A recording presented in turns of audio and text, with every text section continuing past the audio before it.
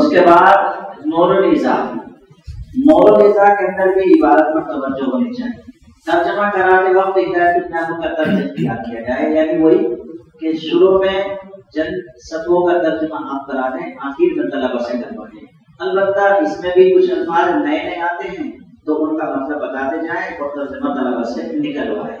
طلبہ سے دونوں کی کتابوں میں ترجمہ نکلوائیں، لیکن وہی شفقت والے انداز کے ساتھ، سختی اور ڈانٹ ڈپٹ کے ساتھ نہیں، کیونکہ ابھی طلبہ اتنے قادر نہیں ہوئے ہیں کہ وہ خود سے ترجمہ نکال سکیں. یہ تو آپ ان سے نکلوا رہے ہیں، یہ ان کے حوصلے کی بات ہے اور آپ کی ہمت افزائی اور حوصلے کی بات ہے کہ وہ نکالتے ہیں. نمبر 3، ہر مسئلے کی الگ الگ آسان تقریر کریں. پوری عبارت ایک ساتھ پڑھوا کر کے اور پوری عبارت کا ایک ساتھ مطلب بتانا یہ فہم کے قریب نہیں ہوتا بلکہ دور کر دیتا ہے. آپ طالب علموں کو مکلف بنائیں کہ ایک مسئلہ اگر ایک لائن کا ہے تو اتنی عبارت پڑھوائیں، پھر اسی کا ترجمہ کرا کر کے آپ اس کی تقریر کریں، مسئلے کو سمجھائیں اور مسئلہ سمجھانے کے بعد پھر ایک مرتبہ یہ کہیں کہ صورت مسئلہ یہ ہے اور پھر بتائیں. 2 مرتبہ کم سے کم ایک مسئلے کی تقریر کریں. دیکھیے آپ عبارت کی تفسیر اور تقریر کرتے ہوئے سمجھاتے ہوئے اگر 2 مرتبہ سمجھائیں یا 3 مرتبہ سمجھائیں تو یہ ٹھیک ہے کہ طلبہ کو بات سمجھ میں زیادہ آ جائے گی، ان کو بھی سمجھ میں آ جائے گی جو نہیں سمجھنے والے ہیں، بالکل کمزور درجے کے. لیکن 2 اور 3 مرتبہ سمجھانے میں آپ کا انداز الگ الگ نہیں ہونا چاہیے، بلکہ ایک ہی الفاظ ایک ہی انداز کو آپ 2 بار سہبارہ مقرر کریں. اس لیے کہ بعض مرتبہ ایسا ہوگا کہ آپ نے سوچا کہ اس انداز سے تو میں پہلے سمجھا چکا، اب دوسرے انداز سے یوں اور سمجھیے، پھر تیسرے انداز سے یوں اور سمجھیے، تو وہ جو بالکل نیچے درجے کے طلبہ ہوتے ہیں وہ یہ سمجھیں گے کہ شاید اس کا ایک دوسرا مطلب یہ ہے، حالانکہ مطلب وہی ہے، صرف آپ نے انداز بدلا، لیکن وہ یہ سمجھیں گے کہ ایک دوسرا مطلب یہ ہے، ایک تیسرا مطلب یہ ہے. تو پہلا والا بھی گیا، دوسرا بھی گیا اور تیسرا بھی گیا. اور جو صحیح طلبہ پہلی مرتبہ سمجھ چکے ہیں وہ بول ہوں گے کہ ہم نے تو پہلی مرتبہ سمجھ لیا تھا، بلا وجہ میں کسی بھی استاد تقریر کر رہے ہیں. تو آپ اگر واقعی اپنے سبق کو مفید تر بنانا چاہتے ہیں اور سب کی رعایت رکھنا چاہتے ہیں تو انداز ایک ہی رکھیے، ایک ہی طرح کے الفاظ آپ 2 بار سہبار بولیے تاکہ واقعی بلا تکرار والی بات ہو جائے. تکرار جب یہ ہوگا جب آپ کا انداز ہر مرتبہ ایک ہی رہے گا. اور اگر آپ نے سندھی ہندی کر کے اس کے الگ الگ انداز اختیار کرنے شروع کر دیے تو کہیں آپ نے مقدمات نکالنے شروع کر دیے سغرا بغرا کے، یا آپ ایسے سمجھ لیجیے کہ ایک کوئی سغرا بنائیں تو کبرا بنائیں اور پھر نتیجہ نکالیں. کبھی آپ کہیں چلیے اس کو منطقی انداز سے چھوڑ دیجیے، آپ اس کو اس طریقے سے سمجھیے. اس سے فائدہ نہیں ہوتا. اس طالبہ اور خاص طور پر وہ طالب علم جو کچھ کمزور درجے کے ہوتے ہیں وہ منتشر ذہنی کا شکار ہو جاتے ہیں، انتشار ہو جاتا ہے. تو آپ ہر مسئلے کی تقریر آسان انداز میں کریں، صورت مسئلہ بیان کریں اور طلبہ سے بھی اس کو اسی انداز سے سنیں بھی. طالب علم پہلے اتنی ہی عبارت پڑھے جتنے میں ایک مسئلہ متعلق ہے، بیچ میں عبارت پڑھ دینا چھوڑے، آگے تک نہ پڑھتا چلا جائے. طالب علم اتنا جو کم سے کم سمجھے کہ یہ مسئلہ اتنی عبارت سے متعلق ہے، یہاں آ کر مسئلہ پورا ہو جاتا ہے تو اتنی عبارت پڑھے، اس کا ترجمہ کرے اور اس کو اپنے الفاظ میں آسان انداز میں بیان کر دے کہ اس عبارت میں یہ مسئلہ بیان کیا گیا ہے، اس عبارت میں غسل کے فرائض بیان کیے گئے ہیں. فرض نمبر 1 یہ ہے، فرض نمبر 2 یہ ہے، فرض نمبر 3 یہ ہے. الگ الگ عبارت کا ترجمہ کر کے اور اس کا مطلب بتاتا ہے. نور الازا میں دلائل اور علل سے تعارض نہ کریں. نور الازا پڑھاتے وقت میں مسئلے بتائیں، مسئلے کی صورت بیان کریں، لیکن اس کی دلیل حدیث میں ایسا آیا یا اس کی عقلی علت جو صاحب ہدایہ بیان کرتے ہیں وہ یہ ہے. یہ طالب نور الازا کے طلبہ کے لیے نہیں، بالکل نہیں. بعض مرتبہ اس کا اندازہ ہوا کہ تعلق میں بعض ممتحنین آئے اور انہوں نے نور الازا کا مسئلہ طالب علم سے پوچھا. طالب علم نے مسئلہ بتایا تو انہوں نے کہا کہ ابو داؤد شریف میں تو یہ روایت ہے، नूरुल इज़्ज़ा के तालिब इल्म से अबू दाऊद की रिवायत का तारुज़ पेश कर रहे हैं कि देखिए दोनों में तारुज़ हो गया, अबू दाऊद में ऐसा है और तुम्हारी नूरुल इज़्ज़ा नहीं कह रही है। ये उस्ताद आप बताइए कि जब पढ़ाएंगे नूरुल इज़्ज़ा तो ये वाकई अबू दाऊद की रिवायतें बयान करेंगे, तभी तो पूछ रहे हैं।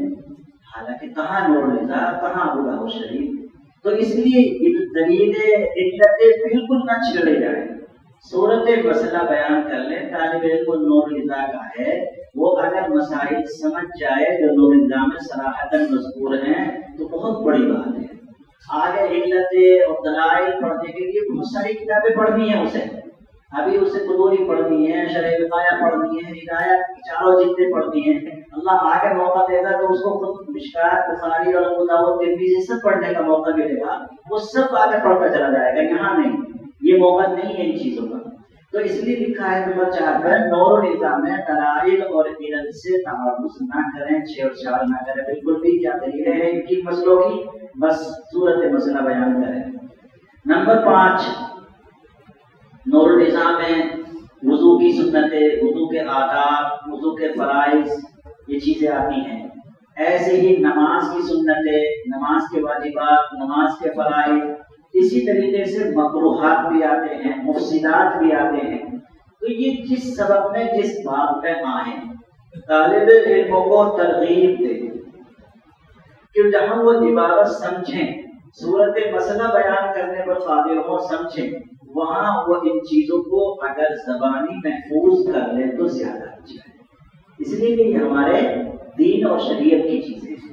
वुज़ू की सुन्नतें मालूम हो जाएं, वुज़ू के मुस्तहब्बात मालूम हो जाएं, और इसी तरीके से नमाज के मुस्तहब्बात, नमाज की सुन्नतें, नमाज के वाजिबात, नमाज के फराइज़, इसी तरीके से मकरूहात, मुफसिदात, ये चीजें अगर तलबा को ज़बानी मुस्तहदर हो जाएंगी, महफूज हो जाएगी, तो ये बहुत मुफीद है।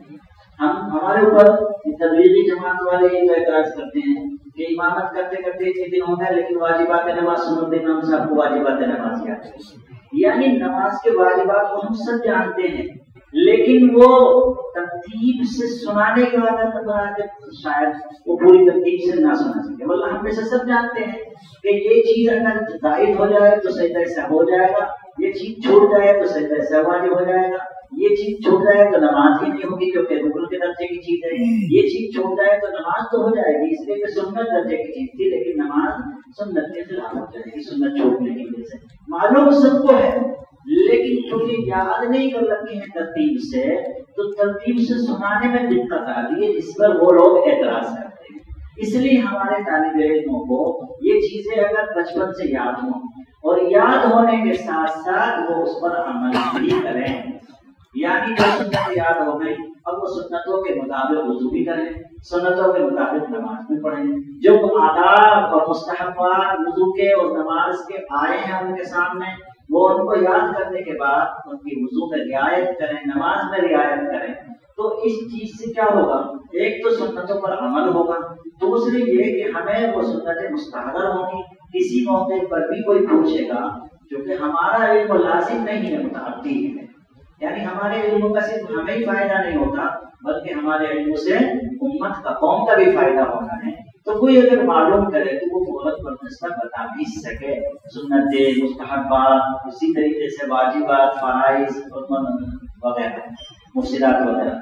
तो ये तालिब इल्मों के लिए नूरुल इज़्ज़ा में जरूरी है कि हम लोग उनको इस तरफ मुतवज्जिह करते रहें कि देखिए नमाज की सुन्नतें आई हैं, इनको सुनिए, याद कीजिए, वुज़ू की सुन्नतें आई हैं, इनको याद कीजिए। और वो जो पहले बात आई थी कि वुज़ू और नमाज की हमारी मश्क वाली किताब, अगर वो सब लोग हासिल करके अपने अपने मदरसे में हफ्ते में 1-2 दिन ईशा के बाद 10 मिनट के लिए, 15 मिनट के लिए पढ़वा करके हमारी मश्क तलबा को कराते रहे, हम भी करते रहे। इसलिए कि सुन्नत पर अमल करना ये इंसानी अमली जिंदगी में रोशनी पैदा करता है। सुन्नत के बगैर जिंदगी में नूरानियत नहीं आ पाती है। और जो इमाम बरजावी रहमतुल्लाह अलैह ने हज़रत मुफ्ती सईद साहब को नसीहतें की थी जब वो फारिग होकर जा रहे थे, जैसे उनका वो थी मौलवी साहब बंदे के पढ़ाई और इल्म आएगा, उसमें एक ये भी थी कि मौलवी साहब सुन्नतों पर अमल कीजिए اللہ کی محبوبیت پیدا ہوگی. تو اس لیے سنتوں پر عمل ہمیں بھی کرنا چاہیے اور اپنے طلباء کو کرانے کے لیے تشویق، شوق اور ترغیب بھی دینی چاہیے. الغرض نور رضا کو اس انداز سے پڑھائیں. کوئی زیادہ مشکل انداز نہیں ہے، آسان ہے، بس آسان سے آسان کرنے کی کوشش کریں.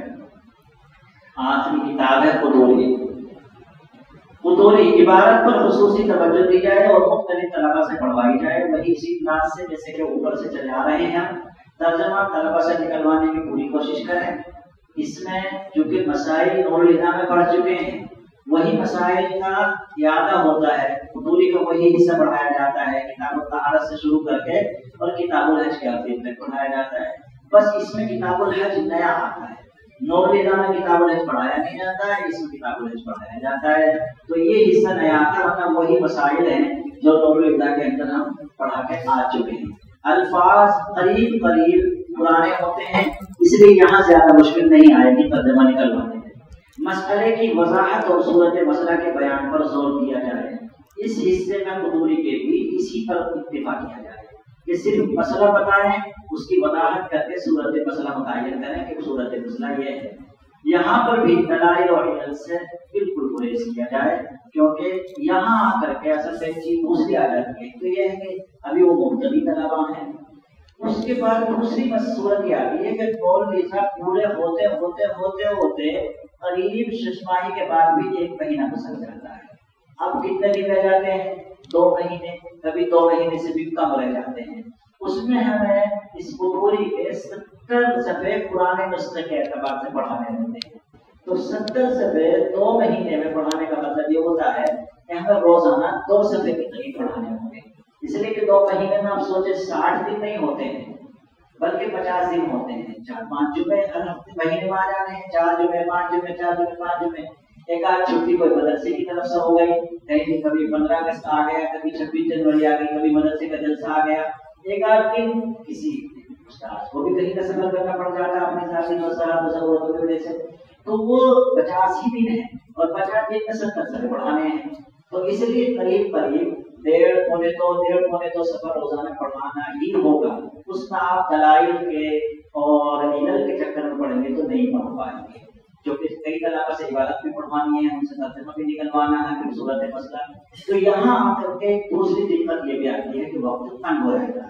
اس لیے یہاں دلائل اور علل سے گریز کریں. یہ صرف پڑھانے والوں کے لیے نہیں، یہ ممتحنین کے لیے بھی ہے کہ اگر کسی مدرسے میں امتحان دینے کے لیے جائیں تو بچوں سے عبارت، ترجمہ اور صورت مسئلہ بس اتنا ہی پوچھیں. اس سے یہ نہ پوچھیں کہ کیوں یہ مسئلہ ایسا کیوں ہے. یہ دلیلوں کی باتیں ہیں. دلیلوں کی باتیں ان طلباء اور ان کتابوں کے حوالے سے ان کی ثقافت بہت اوپر کی چیزیں ہیں، اس لیے اس سے ان باتوں سے گریز کیا جائے. خیر یہ موٹی موٹی باتیں تھیں. مکمل تدریس سوال کو خود پڑھانے والا متعین کرتا ہے کہ میں کیسے پڑھاؤں اور طلباء کے لیے کیسے مفید ہے. جو بھی ذہن میں آئی وہ آپ لوگوں کے سامنے بیان کر دی. اگر کوئی کبھی کوتاہی نہیں ہو تو درگزر فرمائیں. بھائی کی غلطی کو معاف کرتا ہے، اور اگر کوشش ہو سکتی ہے کسی طریقے سے تو مدد بھی کرتے ہیں کہ تم نے یہ بات غلط بتائی ہے، تاکہ آئندہ کبھی ایسا موقع ملے تو اس کی اصلاح کر لی جائے. اللہ تبارک و تعالیٰ آپ سب کو جزائے خیر عطا فرمائے. خاص طور پر ہمارے بڑے مشکل اور تعلق دیوبند کے رکن شورا حضرت مولانا صاحب دامت برکاتہم اور ان کے تمام ہی جو معاون لوگ ہیں سب کو اللہ جزائے خیر عطا فرمائے. آمین. واخر دعوانا الحمدللہ رب العالمین.